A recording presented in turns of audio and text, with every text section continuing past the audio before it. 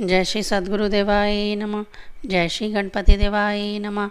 ओम क्रीं कालिकाय नमः। श्री कालिका पुराण अध्याय 58 कामाख्या पूजा विधि। श्री भगवान बोले, तुम दोनों इस समय विशेष रूप से देवी के तंत्र को सुनो, जिससे पूजे जाने पर देवी शीघ्र ही वरदायिनी हो जाती है। पूर्व तंत्र की अपेक्षा उत्तर तंत्र विशेष महत्वपूर्ण है, जैसे मैंने सामान्य से विशेष रूप से तुम दोनों से पहले ही कह दिया है। अब पुनः कामाख्या देवी के पूजन के विशेष भक्ति क्रम में जिन तंत्रों का वर्णन शेष रहा है, उन्हें मैं पुनः आगे तुम दोनों से कहूँगा। जो महामाया की भक्ति एग्राक मन से करता है, उसे अंगों से या अंग मंत्रों से इस शुभ कार्य को करना चाहिए। फल, पुष्प, तंबूल, अन्न, पेय पदार्थ आदि जो भी उपभोग योग्य पदार्थ हैं, उन्हें महादेवी को निवेदित किए बिना स्वयं कभी नहीं भोगना चाहिए।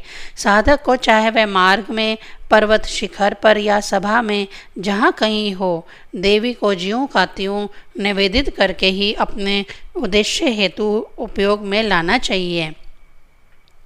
साधक मदरा पात्र, रक्त वर्ण की स्त्रियों यानी ऋतुमती स्त्रियों, सिंह, शव, लाल कमल, शेर, हाथी, गुरु अथवा राजा को देखकर उन्हें महामाया रूप में नमस्कार करें। उसे ऐश्वर्य प्राप्ति हेतु ऋतुकाल आने पर चंडिका का ध्यान करते हुए अपनी पतिव्रता पत्नी के साथ संगमन करना चाहिए। जब साधक शांत, कल्याण, वैभव या इष्टापूर्ति कर्म करे, तो उसे देवी को नमस्कार कर अपनी कर्म यात्रा करनी चाहिए। जब कभी वह नित्य गान और वाद्य की एकता या केवल गीतात्मक कार्यक्रम देखे, तो उसे सर्वप्रथम देवी को ही निवेदित कर अपने कार्य में लाना चाहिए। जो भी आभूषण, वस्त्र या चंदन आदि वह स्वयं के शरीर में धारण करे, वह बुद्धि में मंत्र सहित धारण करे। व्यायाम के या कार्य विधान के समय सभा में, जल या स्थल में जहाँ जहाँ वह साधक जाए, सदैव देवी का ही स्मरण करे।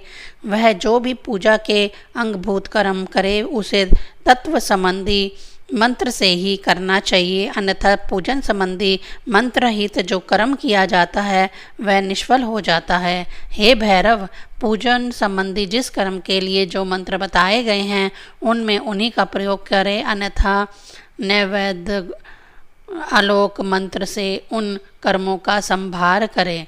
देवी पूजा हेतु इष्ट मंत्र से मंडल करे। पूजन के अंत में मंडल को लीप कर या उसी से तिलक करें।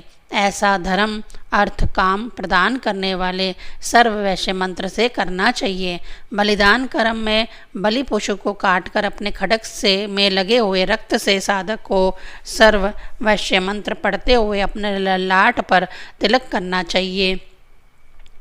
कला बिंदु संबंधी षष्ठ स्वर तथा विहारी युक्त का वर्ग का चौथा वर्ण, उपांतस्थ थकारांत सपर, पुनः दीर्घमोही हकार से और दीर्घ स्वर युक्त तुर्य, तित्ते स्वर संघी, तित्ते वर्ग चा वर्ग के प्रतांत, पुरांत, वादिक, चतुर्थक, दृढ़ा वर्ग के आगे शोभ शब्द के प्रयोग से सर्ववैश्य मंत्र बनता है, जिसके पूर्वोक्त प्रयोग के करने से साधक पूर्व मित्र, यक्ष, राजा, राक्षस, प्रजा सभी शास्त्रों के सहित संपूर्ण जगत को अपने वश में कर लेता है, ऐसा सुना है। बिना पूजन के भी जो मनुष्य गुप्त रूप से इस मंत्र से तिलक करता है, सब कुछ निरंतर उसके वश में हो जाता है। राजा हो, राजकुमार हो, स्त्री हो या यक्ष या राक्षस, चारों प्रकार के प्राणी समूह सभी उसी के वशीभूत हो जाते हैं। प्रवास में, मार्ग में, दुर्गम स्थान में, अप्राप्ति की अवस्था में, जल में, कारागार में, बंधक में या मरण निमित्त उपवास की अवस्था में भी विद्वान साधक को महामाया कामाख्या की मानसी पूजा करनी चाहिए। मन में भय उत्पन्न हो जाने पर, सिंहों और बाघों से घिर जाने पर या शत्रुओं के चक्र में फंस जाने पर भी मानस पूजन करना चाहिए। मन में हृदय के अंतर्गत योग पीठ का ध्यान कर वहीं पृथ्वी के मध्य में उस पूजन को करना चाहिए। मलो उत्सर्ग, अलंकारण, स्नान, दंत धावन आदि सभी कर्म उस समय मानसिक रूप से करके महामाया का पूजन करना चाहिए। मानस पूजन के पश्चात पुष्प आदि से बाहरी पूजा करनी चाहिए तथा हृदय में समस्त अनुष्ठान करने चाहिए। देवी उपासक को निरंतर अष्टमी के दिन व्रत पूर्वक रहकर नवमी के दिन अपने रक्त से पूजन करना चाहिए। साधक को महामाया देवी का पूजन लिंग में स्थित, पुस्तक में स्थित, वेदिका में स्थित रूप में या पादुकाओं, प्रतिमाओं, चित्र में, त्रिशूल में, खड्ग में या जल में स्थित रूप में करना चाहिए। पूजा हेतु उपयोग में आने वाला खड्ग 50 उंगल या 1 हाथ लंबा तथा त्रिशिखा त्रिशूल होता है। साधक शिला पर, पर्वत के शिखर पर, पर्वत की गुफा में जहाँ कहीं भी हो वही श्रद्धा और भक्ति से युक्त होकर उसे नित्य देवी का पूजन करना चाहिए। वाराणसी में की गई महामाया की पूजा सदैव संपूर्ण फल को देने वाली होती है। उससे दुगना फल देने वाली पूजा पुरुषोत्तम के समीप जगन्नाथपुरी में कही गई है। उससे भी दुगना फल देने वाली पूजा विशेष रूप से द्वारकापुरी में की गई बतलाई गई है। सभी क्षेत्रों और तीर्थों में की गई पूजा द्वारिका की पूजा के समान ही फल देने वाली होती है। विंध्याचल क्षेत्र की पूजा द्वारका की पूजा से 100 गुना फल देने वाली कही गई है। गंगा तट पर की गई पूजा उसी के समान फल देने वाली होती है। आर्यवर्त, मध्य देश तथा ब्रह्मवर्ता क्षेत्र की पूजा भी उसी के समान फल देने वाली होती है। प्रयाग तथा पुष्कर में की गई पूजा विंध्याचल के समान ही फल देने वाली होती है। उससे 4 गुना फलदायिनी पूजा करतोया नदी के जल में की गई होती है। हे भैरव, इससे 4 गुना फल देने वाली पूजा नंदी कुंड पर, उससे भी 4 गुना फल देने वाली पूजा जलपेश्वर के निकट की गई होती है। वहाँ सिद्धेश्वर के योनि मंडल पर की गई पूजा उससे भी दूना फल देने वाली कही गई है। उससे 4 गुना फल देने वाली पूजा ब्रह्मपुत्र के जल में की गई पूजा बतलाई गई है। काम रूप के किसी भी जल स्थल में की गई पूजा उसी के समान फल देने वाली होती है। विष्णु जिस प्रकार सबसे श्रेष्ठ है तथा लक्ष्मी जिस प्रकार सबसे उत्तम है, उसी प्रकार सभी देवपीठों की अपेक्षा कामरूप की पूजा श्रेष्ठ है। कामरूप के समान श्रेष्ठ अन्य कोई देवी का क्षेत्र नहीं है। अन्य स्थानों में जो देवी दुर्लभ है वह ही काम रूप के घर घर में सुलभ है। उस लोहतनंद के जल से भी 100 गुना फल देने वाली पूजा नीलकूट पर्वत के शिखर पर की गई बताई गई है। उससे भी दूना फलदायिनी पूजा हेरुक शिवलिंग पर की गई होती है।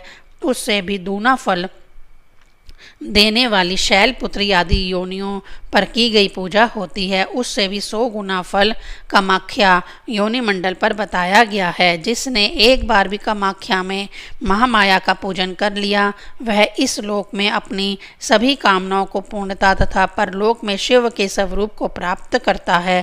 उसके समान कोई दूसरा नहीं होता और ना उसके लिए कुछ करने को शेष रहता है। कामाख्या में पूजा करने वाला साधक इस लोक में अपने वांछित प्रयोजन को प्राप्त कर चिरायु होता है। उसकी गति अन्यों द्वारा न रोके जाने योग्य तथा वायु के समान तीव्र होती है। युद्ध और शास्त्रार्थ में वह दुर्जय हो जाता है।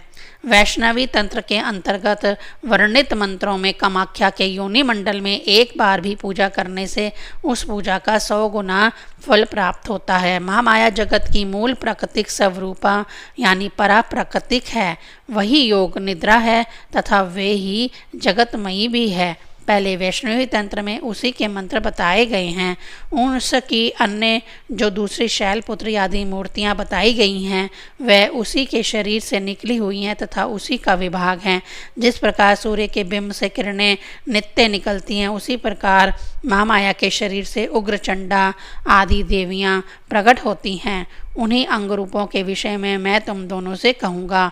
एक ही माया कार्य के निर्मित भिन्नता को प्राप्त करती है। कामाख्या ही अपने मूल रूप में महामाया के नाम से पुकारी जाती है। स्थानों की भिन्नता के कारण ही उन्हें भिन्न भिन्न नामों से पुकारा जाता है। जिस प्रकार विष्णु ही अकेले नित्य होने से सनातन हैं, जुनों यानी दुर्जनों को पीड़ा पहुँचाने के कारण जनार्दन है, ऐसा ख्यात है। उसी प्रकार महामाया भी काम के लिए उस नीलकूट पर प्राप्त होने के कारण निरंतर देवताओं और मनुष्यों द्वारा कामाख्या नाम से पुकारी जाती है। जैसे कोई पुरुष जब छत्र धारण करता है तो उसे छत्री तथा जब वह स्नान कराता है तो उसे स्नान पाक कहा जाता है, उसी प्रकार महामाया ही कार्यवश कामाख्या भी कही जाती है। महामाया का शरीर ही जब काम हेतु होता है तो वह लाल कुमकुम से पीत वर्ण वाली हो जाती है। वे काम उपभोग के अवसर पर खड्ग को त्याग कर स्वयं पुष्पमाला धारण कर लेती तथा जब वे काम से विरक्त हो जाती है तो फिर तलवार धारण करने वाली हो जाती है। काम उपभोग के काल में वे लाल कमल पर विराजमान शिव रूपी प्रेत पर स्थित हो रमण करती है तो काम से विरक्त होने पर श्वेत प्रेत आसन पर स्थित रहती है। उसी प्रकार भक्तों की कामना पूर्ति करने वाली होकर वे सिंह पर सवार हो इधर उधर गमन करती है। कभी वे श्वेत प्रेतासन पर स्थित रहती है तो कभी लाल कमल पर, वह कभी इच्छानुसार रूप धारण कर सिंह के पीठ पर आरूढ़ हो विचरण करती है।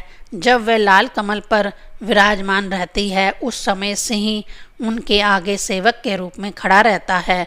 जब वह प्रेत पर स्थित रहती है तो वे आगे की ओर अन्यों को देखती है। महामाया में जब वह वरदायिनी होती है उस समय पूजा करते समय उनके प्रेत, पद्म एवं सिंह पर सवार रूप का चिंतन करना चाहिए। और जब रक्त कमल पर भगवती का ध्यान करना हो उस समय सामने स्थित सिंह का ध्यान करना चाहिए। जब साधक आगे सिंह आरूढ़ देवी का ध्यान करे तो उसे अन्य प्रेत और पद्म को आगे की ओर ध्यान करना चाहिए। इन सिंह, पद्म और प्रेत तीनों का एक साथ ध्यान करे तो उसे क्रमशः प्रेत, पद्म और सिंह पर स्थित कामाख्या देवी पर ध्यान करना चाहिए या एक एक पर भी अलग अलग स्थित उस देवी का निरंतर चिंतन करें।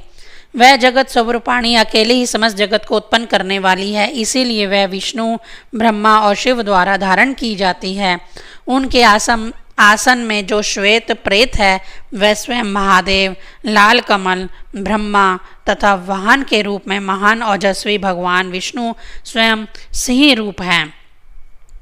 अपने मूल स्वरूप में उनका देवी का वाहन होना उपयुक्त नहीं लगता, इसीलिए वे तीनों देवता अन्य स्वरूप धारण कर देवी के वाहन रूप को प्राप्त किए हैं। जिस रूप में शिवा महामाया प्रसन्न होती है उसी रूप में तीनों आसन रूप में उपस्थित होते हैं। सिंह पर लाल कमल स्थित है तथा उस कमल के ऊपर शिव एवं उनके ऊपर वर और अभय प्रदान करने वाली महामाया विराजमान है। इस रूप में जो सदैव निरंतर महामाया का ध्यान करके पूजन करता है उसके द्वारा ब्रह्मा, विष्णु और महेश भी पूजित हो जाते हैं, इसमें कोई संशय नहीं है। इस प्रकार महामाया और कामाख्या दोनों ही सदैव एक रूप होते हुए भी ध्यान और रूप से भिन्न भिन्न है, अतः उन महामाया का ही काम रूप में पूजन करना चाहिए। हे नरों में श्रेष्ठ, इस प्रकार मैंने तुम दोनों से दुर्गा को की विशेष पूजा विधि का वर्णन किया है। अब तुम दोनों उनके अंग मंत्रों को भी सुनो। श्री कालिका पुराण में कामाख्या पूजा विधि नामक अध्याय 58 संपूर्ण हुआ। ओम क्रीं कालिकाये नमः।